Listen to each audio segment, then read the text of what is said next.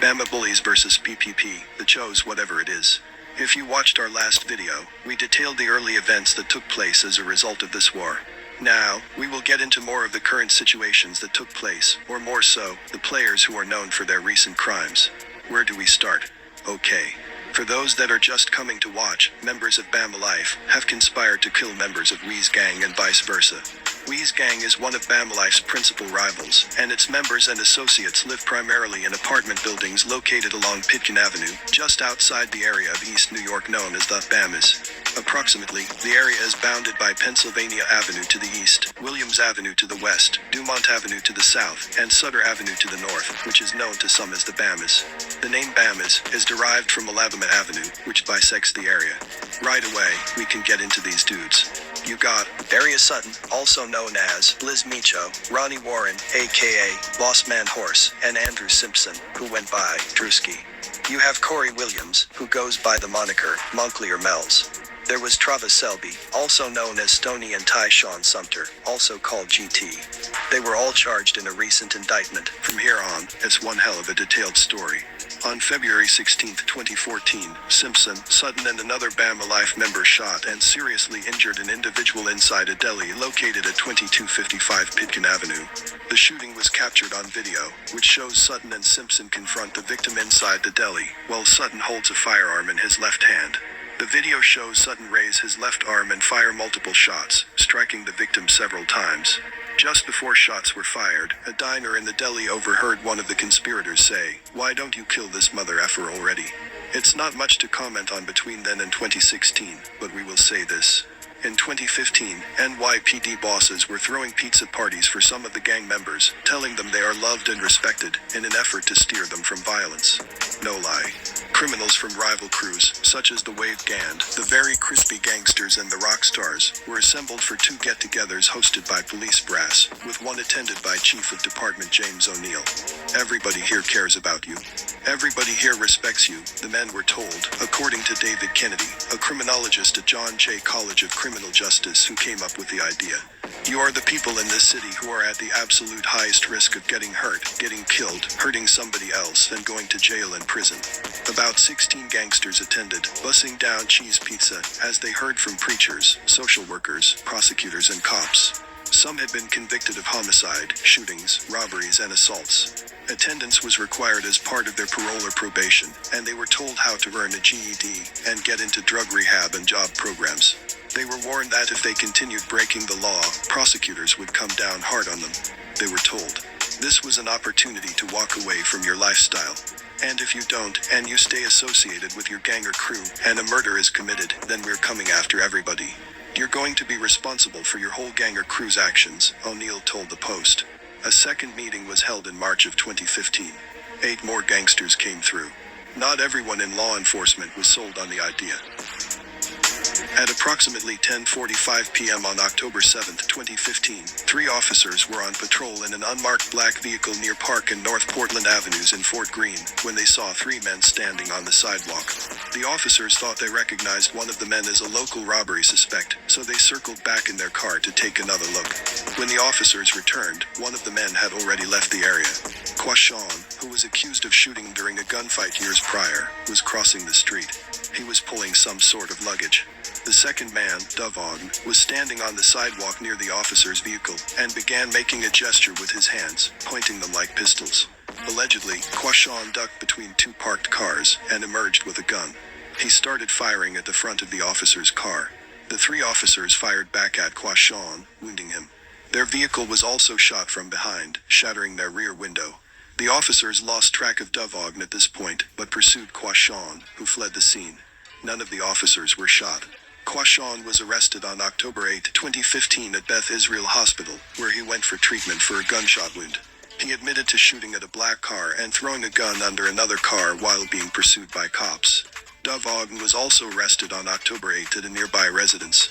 Quashon was sentenced to 11 years in prison and 5 years post-release supervision, following his guilty plea of second-degree attempted murder. On January 13, 2016, Bama Life, or CBB Cash Bama Bullies member, Darnell Wilkerson, was murdered in broad daylight on a crowded street in Brooklyn. The shooting occurred at around 2:45 p.m. at Livonia and Pennsylvania Avenues in East New York. That's only a block away from the Thomas Jefferson High Educational Campus. Police would arrested Malik Street for the murder. Allegedly, Darnell Wilkerson, 18, who was a former graduate, was there to meet his 16-year-old sister. The known gang member was fatally shot in the head.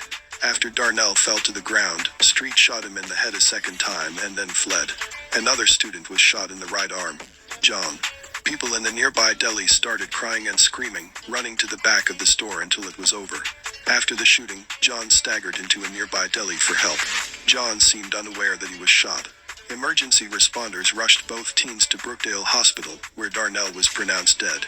Allegedly, there was a prior fight at the Jefferson campus earlier in the day, which led to the shooting. Following his death, members of Bama Life agreed that it was shoot on sight for members of Wee's gang. They were expected to shoot and attempt to kill Wee's gang members whenever they had the opportunity.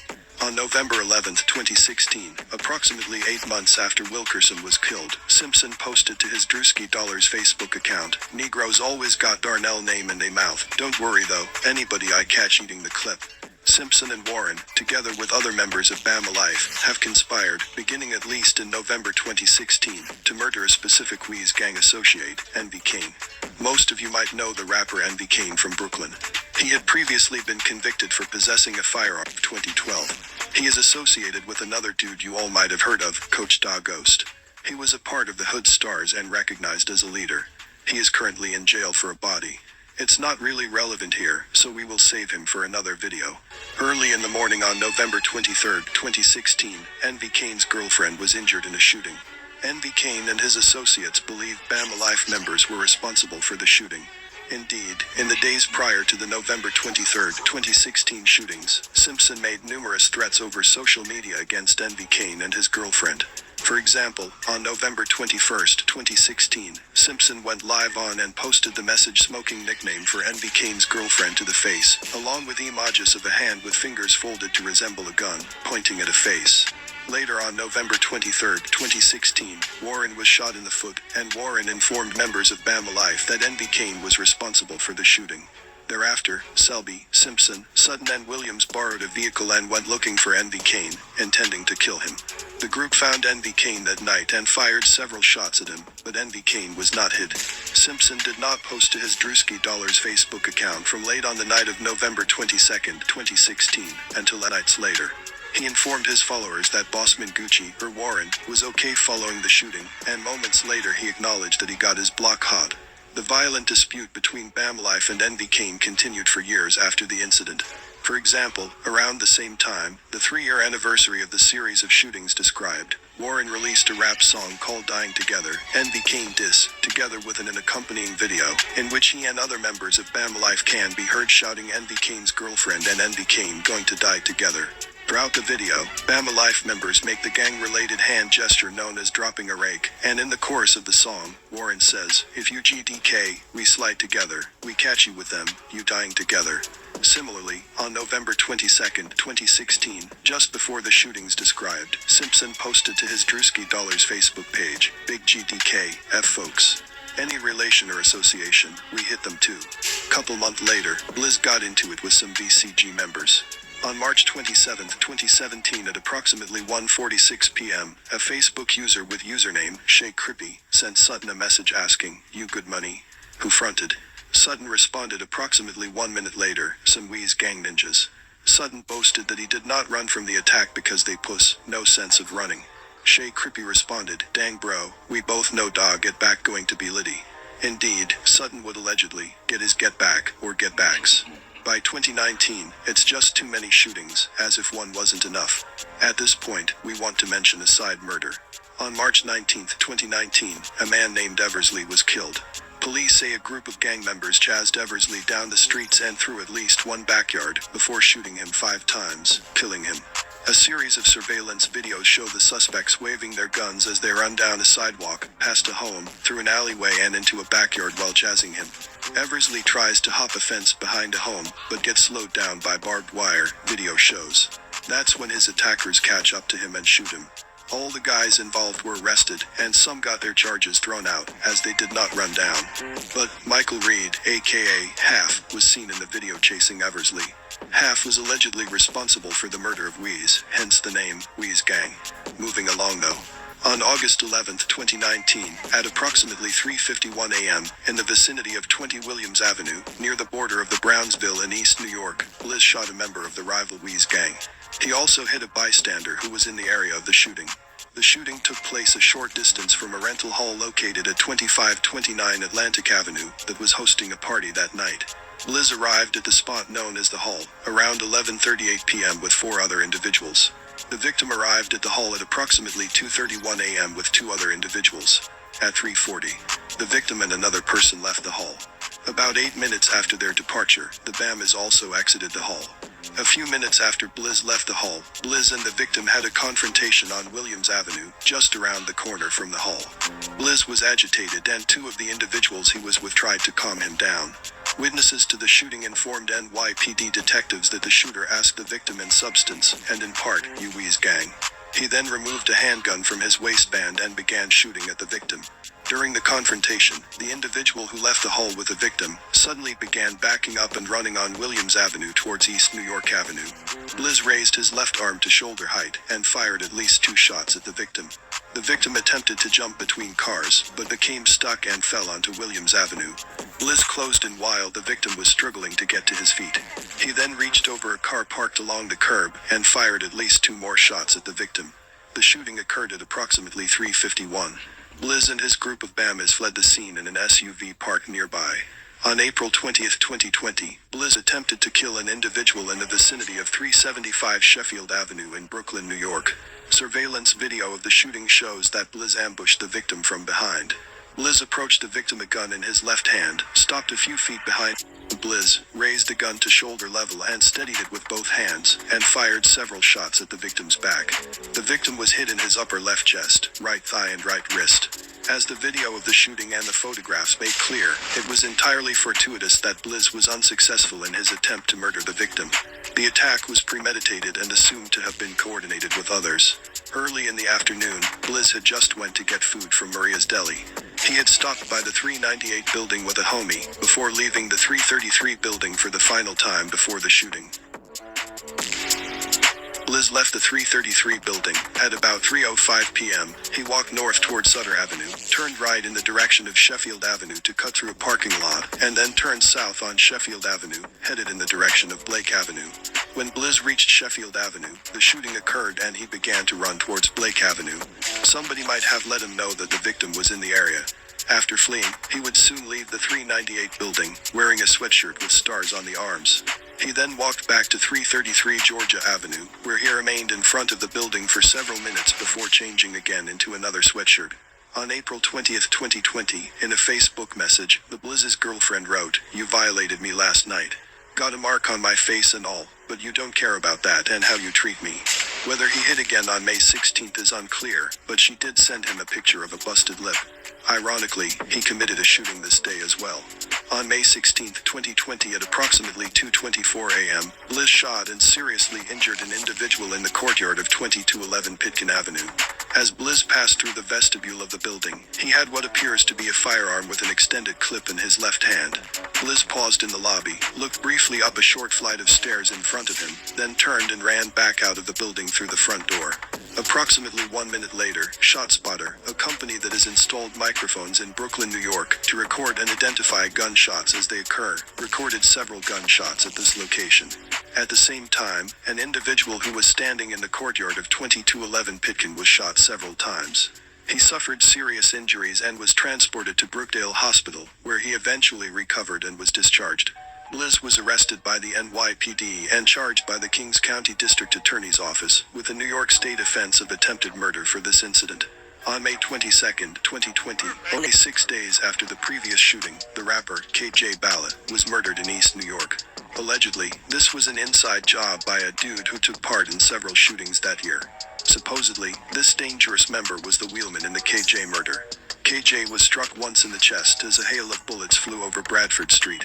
Another man was shot 5 times and survived. Not much else to say, moving along. Another member of the BAMers, Sumter, shot at a group of individuals outside a 6-year-old's birthday party in the vicinity of 1093 Putnam Avenue in Brooklyn, after a member of BAM Life had an altercation with those individuals at the party. Video surveillance footage shows Sumter outside the entrance to the party as guests, including young children, were leaving.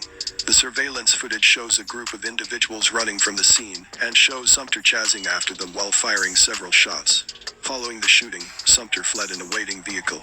On July 13, 2020 and 14, 2020, Liz and others committed 3 drive-by shootings in Brooklyn, using a red 2018 Honda Accord and a white Infiniti SUV. The red Honda was subsequently recovered by law enforcement, and Liz's fingerprints were found on the interior of the rear driver's side door. On July 13, 2020, at approximately 4:11 p.m., the red Honda, the white Infiniti SUV and a red SUV were involved in a drive-by shooting on Bristol Street in Brooklyn. 2 NYPD officers on patrol observed an individual fire shots from the window of one of the vehicles. That would be the Infiniti. An individual was shot in the leg. The Folk Nation gang is active in the area of Brooklyn, in which 341 Bristol Street is located. Officers observed a known to the NYPD as a member of the Hooli Gang, which is a criminal gang consisting of members of both the Bloods and Folk Nation gangs. On July 14, 2020, at approximately 7:26 p.m., the cars pulled up to the side of the road in front of 927 DeKalb Avenue. Approximately 5 men exited the red Honda and the white Infiniti and ran towards 927 DeKalb Avenue. This is when the shooting occurred. When NYPD officers responded to the scene, they found an individual shot in the abdomen. Shortly after 8 p.m., an Uber driver captured everything. An individual who appears to be Blizz exited from the rear driver's side door with a firearm. Blizz and the other individual raised their firearms and began firing. Blizz's fingerprints are on the inside of the red Honda from when he got out. 2 more individuals then ran up beside the witness's Uber vehicle and jumped into the rear driver's side door of the white Infiniti SUV. Blizz ran between the Uber vehicle and the Infiniti SUV, and, with the firearm still visible in his left hand, he got back into the red Honda and pulled the door closed. Both cars sped away from the scene. An individual who was standing in the vicinity of 620 Vermont Street was shot 5 times in the back. This victim was also a part of the indictment in 2012. On February 6, 2021, Sumter shot at a group of individuals outside a 6-year-old's birthday party in the vicinity of 1093 Putnam Avenue in Brooklyn, after a member of Bomb Life had an altercation with those individuals at the party. Video surveillance footage shows Sumter outside the entrance to the party as guests, including young children, were leaving. The surveillance footage shows a group of individuals running from the scene, and shows Sumter chasing after them, while firing several shots. Following the shooting, Sumter fled in a waiting vehicle. On August 16, 2021, Simpson and at least 2 accomplices shot into a crowd outside of 927 DeKalb Avenue in Brooklyn, striking 8 individuals. Video surveillance of the incident shows Simpson and his accomplices double-parked near the scene of the shooting, after which 2 of the conspirators approached the large crowd gathered in the courtyard and began firing. The shooters returned to the waiting vehicle and sped off. But this was pretty much the end of the story for now. There are other things, and we will spin back in the future. As always, stay low, and thanks for watching.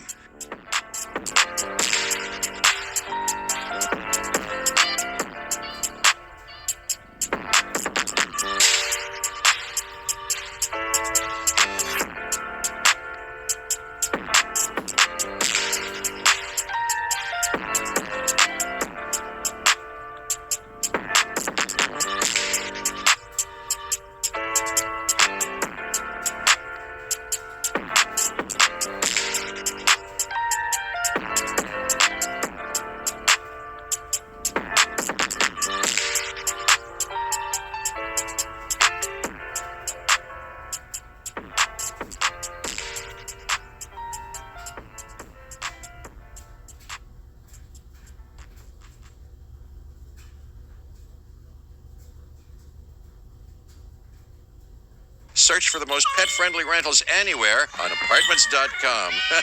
Oh, you got it.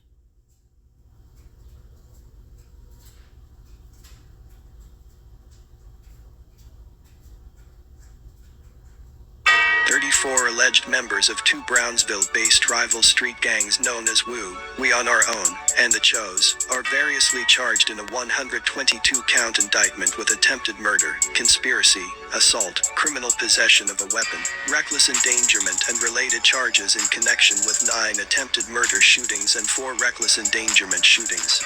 They were faced with up to 25 years in prison on the top conspiracy charge. Each of the gangs allegedly consists of several small loosely affiliated gangs with little or no real hierarchy.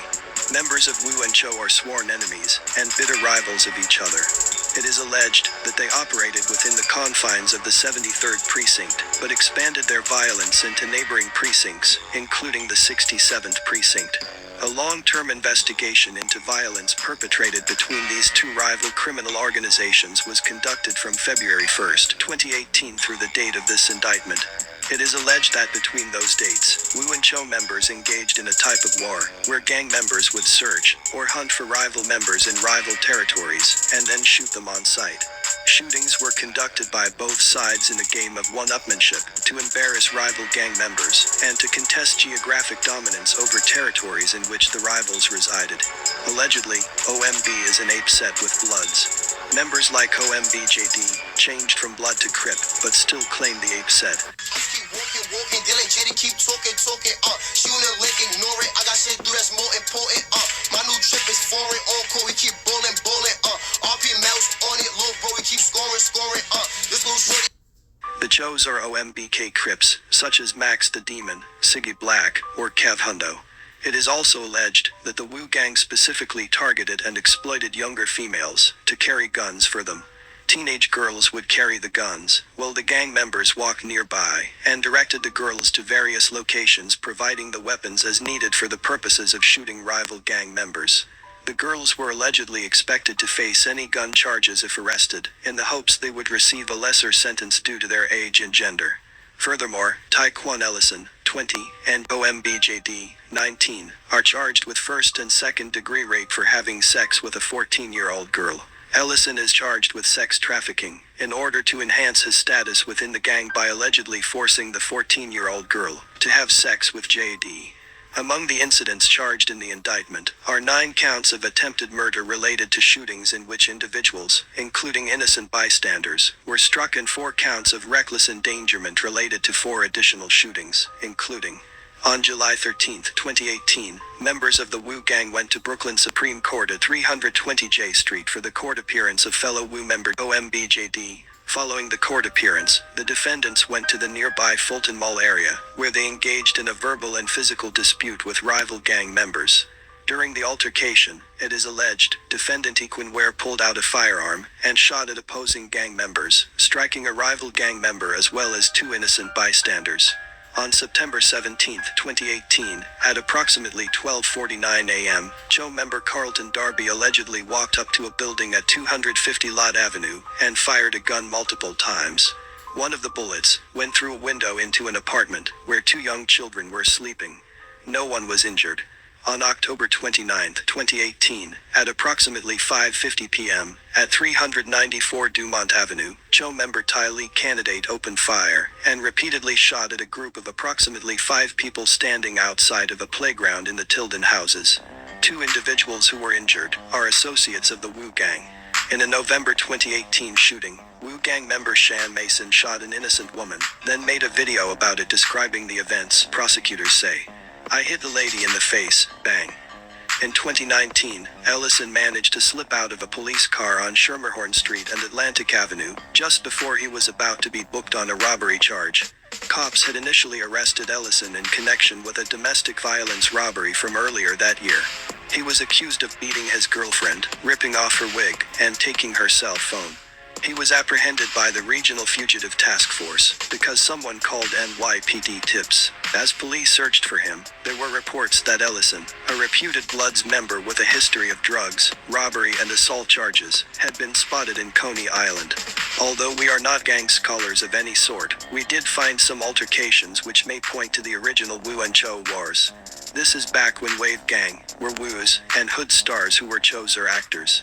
For the remainder of this doc, consider them as such. Rival gang members called it going to the beach, code for venturing into territory controlled by a landlocked crew in Brooklyn, that called itself the Wave Gang. Such outings were rarely tranquil, and often led to shootings between the Wave Gang and their rivals, the Hood Stars. When Hood Stars gang members would shoot a rival wave, they congratulated themselves with another breezy-sounding phrase. They would say they clapped him off the surfboard.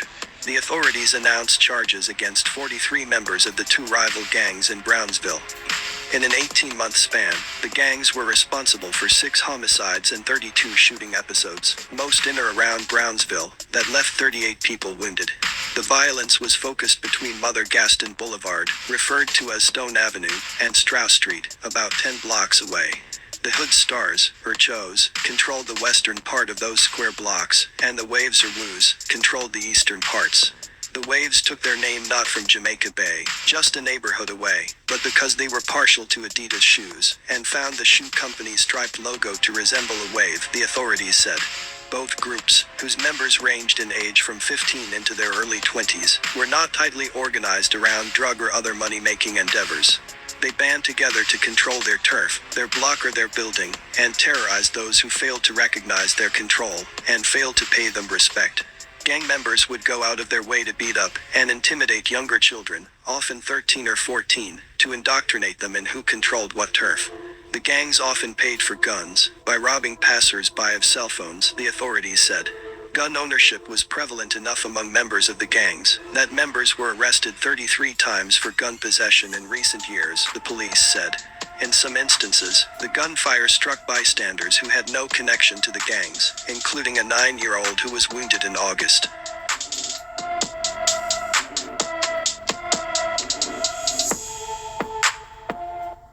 Save 25% on new AICPA memberships.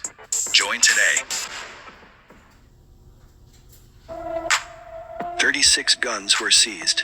In the summer of 2010, Hoodsters Cho members shot 2 Brownsville Fly Guy affiliates, a gang aligned with the Wave Gang Wu faction. One of them died. 2 days later, 16-year-old Hakeem, OCC Gravenize, was engulfed in a hail of gunfire during an ambush in front of the building. His mother witnessed the shooting. 3 relatives were present at the shooting, but refused to cooperate with the police. In the months after Mr. Gravenize's death, the gang war grew worse. In the summer of 2011, Hoodsters members allegedly shot 1 Wave Gang member. Others that were hit were unaffiliated, a 37-year-old man, and his 9-year-old son, and 3 teenagers, one of which died. Sahaya Davis was a member of the Hood Stars. She was friends with Nathaniel Walcott, also known as AC. The two knew each other since elementary, although they attended different schools. Her babysitter dated an older sibling of AC's, so they had been friends since about 7 to 8 years old. Between 2010 and 2011, Davis had began relations with a boy from the Wave Gang. Eventually she dropped the Choos, and began repping the Wu. Andre Moore was a Wu member, along with Sahaya Davis. He carried out 3 shootings, hitting a 29-year-old woman and a 16-year-old girl. There were not targets. On July 23rd, a 21-year-old man from the Bronx was visiting his girlfriend in Brownsville when he was stopped on Pitkins Avenue and asked if he was affiliated with the Choos. When the man, Marlon Riley, who was not affiliated with either gang, looked up, perplexed, Wave Gang member, Andre Moore, shot him in the face, killing him. Moore is the son of Dupree, Powerful Dunbar. Dupree was a reputed member of the Bloods, with 5 prison stays under his belt. He, along with Andre's brother, Bango, was murdered by Jarvis Roberts. Bango was also a Wave Gang member and had been arrested 20 times. Bango, Powerful and Roberts pulled up to the 14th floor in the Langston Hughes houses at 10:30 p.m. Powerful apparently waited until his son Bango left the home and then pulled a gun on Robert. "So, you're going to rob me," said Jarvis Roberts, was heard telling Powerful. Roberts managed to wrestle the gun away from him and knock him unconscious. When Bango returned, Roberts shot the would-be robber in the face, killing him. He then dragged the unconscious Powerful, whose legs were bound with a belt, into the hallway next to his son, and fatally shot him in the head and chest. One day, before the summer of 2011, AC, mentioned earlier as a friend of Davis, but also allied to the Choos, decided to ride a bike down Bristol Street. AC was home on Easter break after a court remanded him to a reform school in Upper Westchester County for bad behavior. As he pedaled down Bristol, he encountered Sahaya, while she stood with a couple of Woo members. "Joe," he called out towards her. At that moment, Davis and the Woo members replied with their greeting, "Woo," and swarmed 16-year-old AC. As AC tried to pedal away, Sahaya, armed with a gun, shot a bullet through AC's back, which ripped through his torso. She killed him. The Hood Stars retaliated by shooting Ms. Davis's boyfriend, also a member of the Waves. A law enforcement official who spoke only on the condition of anonymity said Mr. Gravenize's successor as the Hood Stars leader, Culture Bermudez, ordered retaliatory violence against the Wave gang by phone, while he was in custody at Rikers Island. Mr. Bermudez was charged in the indictment with a range of crimes, including second-degree murder and first-degree conspiracy. Davin Perry might be linked to the Woo, or affiliated with Bloods in Brownsville. 22 at the time, Perry was caught on a chilling video shooting at an Andre Pitts in 2009. He was sentenced to 22 years to life in prison. When he was busted in 2011, Perry placed the blame on Jihin Mantis Atia, the woman who gave him up, after telling a detective she's a one-star general in the Blood Street gang. "She told me she wanted me to kill this guy who is sleeping with her ex-wife," Perry admitted in his confession to cops. "Mantis basically told me to kill this boy, so I had to." He fatally shot Andre Pitts multiple times in the projects. He came to believe he was set up by the gang Queen Pin when seeing cameras in the building. The defendant later refused to cooperate against Atia in exchange for a manslaughter rap, taking a guilty plea for murder instead. "Until you come forward, you're not going to have peace," prosecutor Janet Gleason told him in Brooklyn Supreme Court.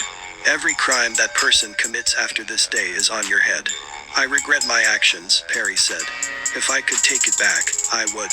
He expressed a similar sentiment during his confession after getting arrested, according to court papers. He claimed Mantis gave him the gun, and told him where and when to wait for his target. "I cannot believe that I threw my whole life away for her, and, to be honest, I killed that boy for no reason," he was quoted as saying. On July 3, 2014, Nathaniel Gravenize was gunned down like his cousin before him, shot to death on a Crown Heights street, while shopping with a friend. 10 days later, his sibling Clayton launched a murderous mission of vengeance to kill those responsible.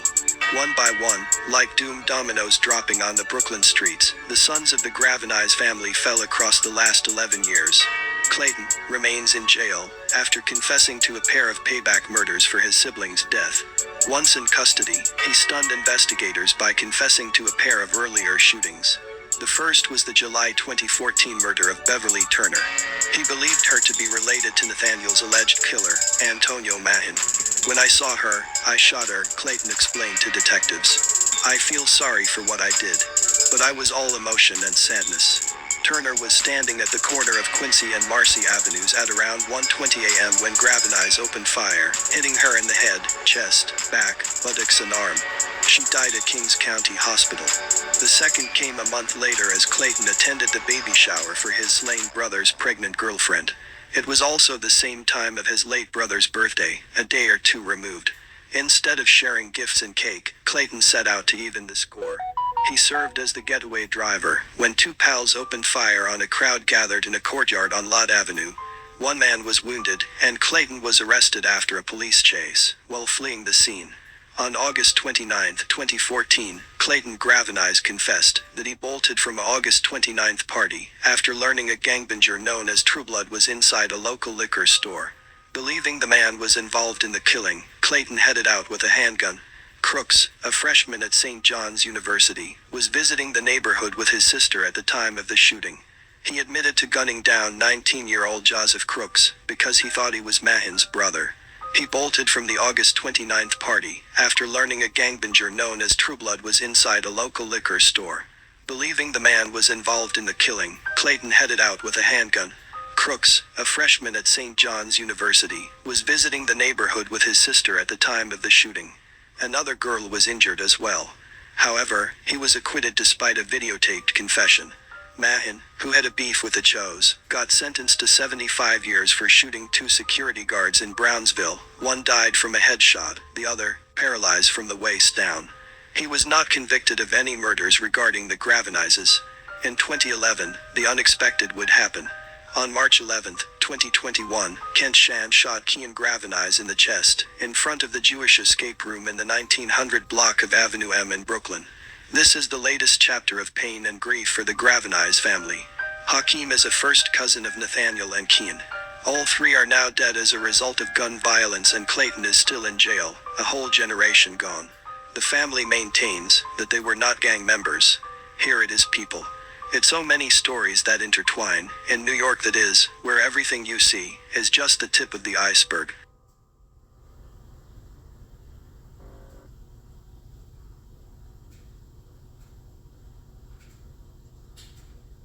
If you're inspired to advance your career, we invite you to learn online at Purdue University Global.